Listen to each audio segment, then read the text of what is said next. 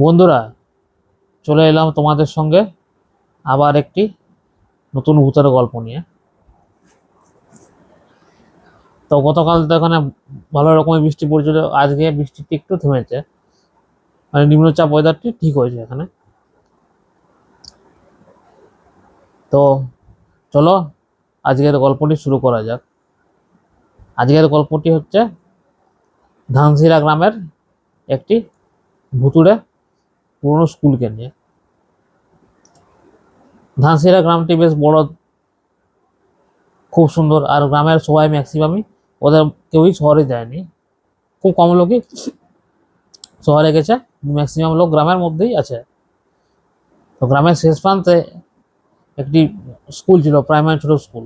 কোনো কারণবশত হয়তো বন্ধ হয়ে গেছে, কিন্তু ভাঙাচোরা অবস্থায় এখনো পড়ে আছে। তো ওই স্কুলটির আশেপাশে কেউ যেতে ভয় করতো। দিনের বেলা কোনো অসুবিধা হতো না, কিন্তু রাতের বেলা হলেই মানে ওই স্কুলটা গিয়ে পেরাতে ভয় করতো। আর পেরালেও যতটা সম্ভব অ্যাভয়েড করে পেরিয়ে যেত, তো স্কুলটার দিকে ভয় তাকাতো না। স্কুলটাতে নাকি ভূত আছে।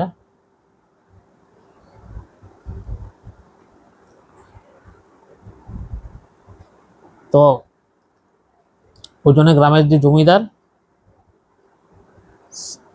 সে বলেই দিয়েছে যে ওই স্কুলের আশেপাশে কেউ যাবে না। গ্রামের জমিদার হরিশঙ্কর চৌধুরীকে সবাই সম্মান করে, মান্যি করে।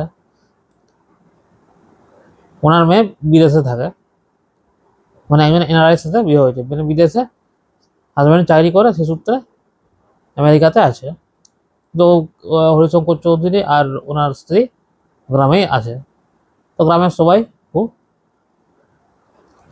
মানে খুব মান সম্মান করে বলতে গেলে।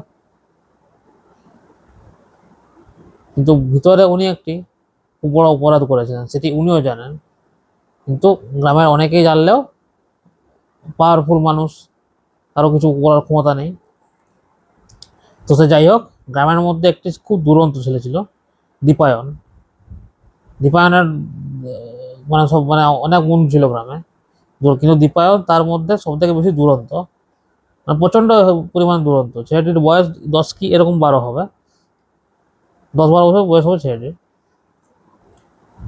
তো এত দুরন্ত ছিল, লোকের বাড়িতে গিয়ে ঢিল ছুড়ে দিত, কখনো বল ছুড়ে দিত, অনেকের বাড়িতে কাঁচ ভেঙে দিয়েছে। তো অনেকেই কমপ্লেন করতে আসতো দীপায়নের বাবা। তো দীপায়নের বাবা বলতো, দেখুন আপনারা যেমন করুন, আমি তো বলে বলে মানে মাথা ধরে গেছে, ওর মাও কিছু করতে পারছে না। আচ্ছা, এটা এত পরিমাণ চঞ্চল, গ্রামের সব ছেলে চঞ্চল, কিন্তু ওর মানে অতিরিক্ত আর কি, অতিরিক্ত বাড়াবাড়ি ওর। দিয়ে একদিন গ্রামে মিটিং ডাকা হয়, যে ওর মা বাবাকে নিয়ে আর কি। আর দীপায়ন ছিল সেখানে। দীপায়ন তো প্রচন্ড, ও তো কারোর কথা শোনার পাত্র নয়, ও একদম নো কেয়ার। 10-12 বছরের ছেলে হলো, খুব ডাপুটে ছেলে ছিল, মানে ডানপিটে ছেলে ছিল বলতে গেলে। তখন দীপায়নের মা বাবাকে বললো, গ্রামের যে প্রধান, যে বললো, দেখো এরকম করলে কিন্তু আমরা কোনো কিছু স্টেপ নিতে হতে বাধ্য হবো, আমি যদি আইনি কোনো স্টেপ নিতে বাধ্য হবো। তো গ্রামে যেহেতু আমরা একসাথেই থাকি, যেহেতু সেহেতু তোমাকে একবার লাস্ট সুযোগ দিচ্ছি আর কি, যদি পারো তো ভালো, আর নাহলে কিন্তু আমরা স্টেপ নিতে বাধ্য হবো। তো তখন দীপায়নের বাবা সবাই হাত জোর করে বললো, ঠিক আছে আপনারা চিন্তা করবেন না, আমার ছেলেরা কোনোদিন কোনো কিছু করবে না, আর করলেও আমি সেটার ক্ষতিপূরণ দিয়ে দেবো।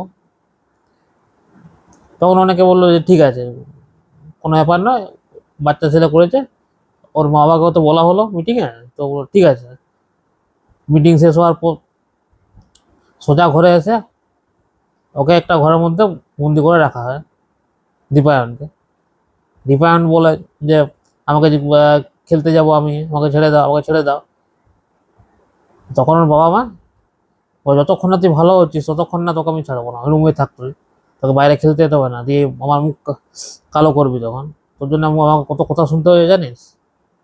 তো দীপায়ন তো কোনো কেয়ার বলতে গেলে, দুরন্ত, প্রচন্ড দুরন্ত ছেলে বলতে গেলে, ও কোনো হিসেবে কেয়ারই করে না।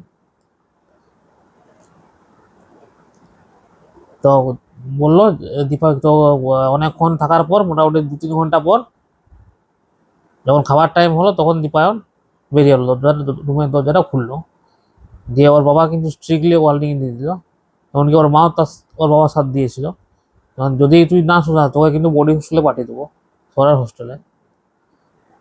তখন সেটা কি ভালো হবে? ভালো করে বুঝে দেখ, তখন সেটা কিন্তু ভালো হবে না। ওখানে কিন্তু আমরা থাকবো না, ওখানে কড়া কড়া টিচাররা থাকবে, না করলে বেত মারবে। তখন দীপায়ন একটু ভয় পায় যে না না, ও কি দরকার, বোর্ডিং স্কুল যাব না। কিন্তু ও মিথ্যা বাহানা করে, আবার যেই কেসেই দুদিন পর আবার যেই কেসে পুনরায় মুসিকো হবো আবার শুরু করে দেয়, গানের মধ্যে ঢিল জড়িয়ে করা। মানে দুরন্ত ছিল, খেপা ঠিক ছিল না, মানে দুরন্ত ছিল বলতে গেলে প্রচন্ড। তার পাশাপাশি আশেপাশে বাড়িটাও প্রতিষ্ঠিত হয়ে ওঠে। তখন ওর বাবা কনফার্ম করেছে বোর্ডিং স্কুলে পাঠাবে, সব ব্যবস্থাও করে রেখেছিল।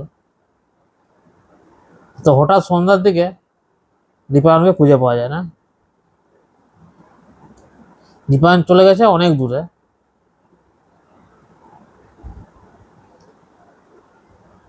আর দীপায়নের কোনো কোনো বন্ধুও জানে না দীপায়ন কোথায় আছে। দীপায়ন চলে গেছে সোজা ওই পুরোনো ভাঙা বাড়ির স্কুলটাতে। ওখানে যাওয়ার পর ও মনে মনে হাসতে শুরু করলো যে এখানে তো বলা হয় যে ভূত আছে, তাহলে আমাকে এখানে কেউ ধরতে আসবে না, আমি থাকি, আমাকে কেউ বিরক্ত করবে না। ও স্কুলের ভিতর ঢুকে গেল আরামসে, দেখলো চারিদিকে ভাঙা বেঞ্চ আছে, মানে বহুকাল পুরোনো থেকে অনেকদিন আগে ধ্বংসাবশেষ প্রায় হয়ে গেছে বলতে পারে। তো ওরকম স্কুলটি টিকে টিকে আছে। তো দীপায়নের মা বাবা তো খোঁজ করতে শুরু করলো, গ্রামের আদার্স বাকি লোকেরা খোঁজ করতে শুরু করলো। কিন্তু কেউ ভাবতে পেরেছিল কি যে দীপায়ন ওই ভুতুড়ে বাড়িটার কাছে যাবে? সবাই জানে দীপায়ন ভূতকে ভয় পায়, এমনি ডান পিঠে হলো ভূতকে ভয় পায়, সবাই সেটা জানতো, কিন্তু দীপায়ন কিন্তু অতটা ইয়ে করেনি, বলেনি আমাকে। তো তো দীপায়ন ওখানে বসে আরাম করেছিল, বাইরে বসে হাওয়া খাচ্ছিল।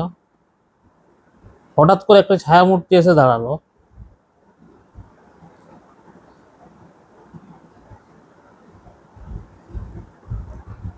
ছায়ামূর্তিটি দেখতে বেশ লম্বা। হঠাৎ করে ছায়ামূর্তির থেকে আস্তে আস্তে সে তার আসল রূপে বেরিয়ে এলো, চোখগুলো লাল একদম, হাত পা যেন আগুনে ঝলসানো, মানে সে বিভৎস রূপ। তো তখন দীপায়ন দেখে চিৎকার করে ওঠে। তো তখন ওই ছায়ামূর্তিটি দীপায়নের হাতটি ধরে, ওই ভূতটি। তো হঠাৎ হাতটি ধরার পর আমাকে ছেড়ে দাও, আমাকে ছেড়ে দাও, আমি তো আপনার কোনো ক্ষতি করিনি, আপনি আমাকে কেন ধরে আছেন, ছেড়ে দাও। তো তখন ওই বলে ভূতটি বলে ওঠে, তুমি ভয় পেও না আমাকে, তুমি ভয় পেও না, তুমি এখানে চুপটি করে দাঁড়াও, তোমাকে আমি কিচ্ছু করবো না। তখন দীপায়ন মনে একটু সাহস জাগে আস্তে আস্তে, যে দাঁড়ালো থামে, দিয়ে ওই আত্মাটিকে বলে উঠলো যে আপনি কে মশাই, আপনাকে তো আমি চিন্তা করো না, আপনি কে? তো বললো যে আমি রাকেশ, আমি এই গ্রামেরই ছেলে ছিলাম। রাকেশ? তো রাকেশ বলতো, দীপায়ন প্রথম বললো, রাকেশ বলতো কোনো ছেলে কেমন তো জানি না। তো বললো এটি অনেকদিন আগেকার ঘটনা এটা। তো দীপায়নের বয়স 10-12, তো তারও আগের ঘটনা বলছে। তো বললো আমি রাকেশ, আমি এই গ্রামের জমিদার হরিশঙ্কর চৌধুরীর মেয়েকে ভালোবাসতাম, কিন্তু ওর মেয়ে কিন্তু ভালো ছিল না। ওর মেয়ে আমাকে ঠকিয়ে অন্য জনের সাথে বিয়ে করেন, এনআরএস সাথে। আমি যখন বলি তখন সে আমাকে বিভৎসভাবে অপমান করে, এমনকি তাদের জমিদারের লোক দিয়ে আমার মা বাবাকে সমেত, মা বাবাকে তো মেরেই ফেলে, মা বাবাকে প্রথমেই, তারপর আমাকে এই স্কুলের কাছে এনে দরজা জানলা বন্ধ করে জ্বালিয়ে দেয় স্কুলটা পুরো। আর মা বাবাকে তো আগেই মেরেছে। কিন্তু এই স্কুলটি জ্বালিয়ে দেওয়ার পরও কিন্তু আমার আত্মা শান্তি পায়নি। আমি এখনো ওই দিনটির জন্য ওয়েট করে আছি, যখন ওর মেয়ে গ্রামে আসবে আবার, তখন আমি আমার প্রতিশোধ নিতে পারবো। তো তখন দীপায়ন সব শুনলো, ছোট হলো মোটামুটি বুঝতে পারলো জিনিসটা অন্যরকম এরকম ব্যাপারটা। তো বললো ও আচ্ছা আচ্ছা, তাহলে তো তোমার সাথে অন্যায় হয়েছে দাদা, তো ঠিক একদিন বিচার হবে তার। তারপর এক গাদা লোক ছুটে এলো, দীপায়নের কাছে, ওই স্কুলটার কাছে ছুটে এলো। তখন সে রাকেশ অদৃশ্য হয়ে গেল। তো দীপায়ন তো ওখানে দাঁড়িয়ে থাকতে থেকে হেভি রেগে গেছে ওর বাবা, তোর থাপ্পড় দিল ওর বাবা। তারপর গ্রামের কিছু লোক বললো তারা থামো থামো, বাচ্চা ছেলে বাদ দাও, ছেড়ে যায়, হয়নি চলো। তো দীপায়ন তারপর থেকে কিন্তু অনেক মানে এই দুরন্তটা অনেক কমে গেল বলতে গেলে।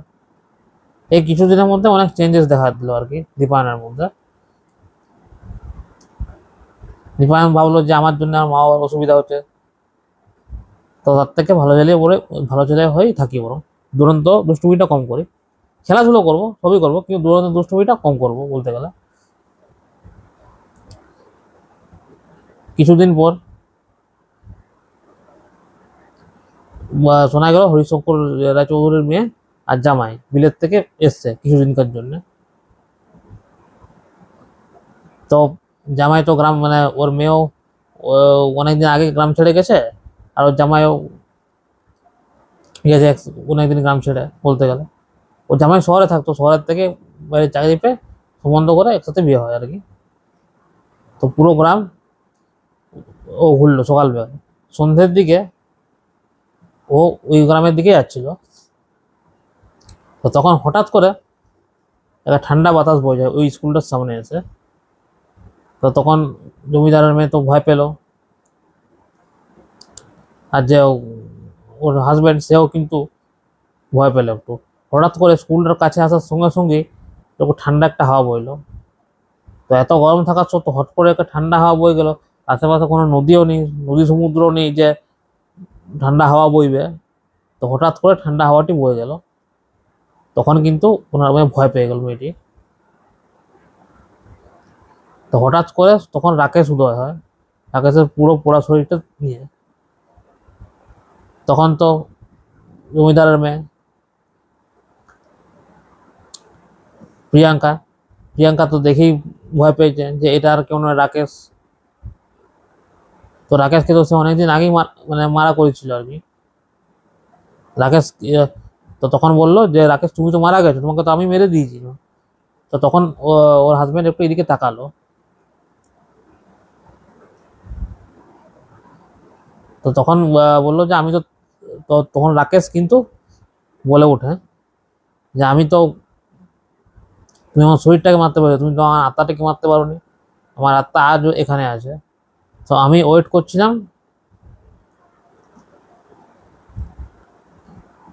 যে কখন তুমি গ্রামে আবার ফিরে আসো, আর আমি আমার প্রতিশোধ নিতে চাই।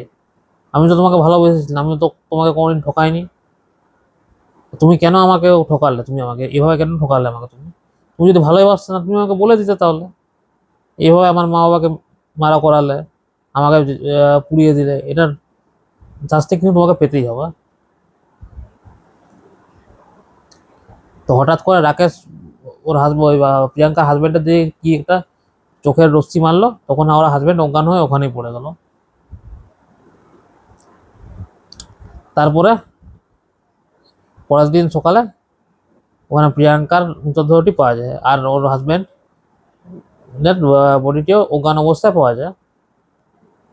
তো জমিদার মশাই তো ভীষণ কান্না পেল, ঘরে কান্নাকাটি শুরু, ওনার একমাত্র মেয়ে গ্রামে এসেই মারা গেল। সবাই কিন্তু ভেবেছিল ওটা কোনো হয়তো চোর দুষ্কৃতী মেরেছে হয়তো, কিন্তু একমাত্র দীপায়নই ব্যাপারটি জানতো যে কে মেরেছে আসল। ওর মা বাবাকে বলে ব্যাপারটা,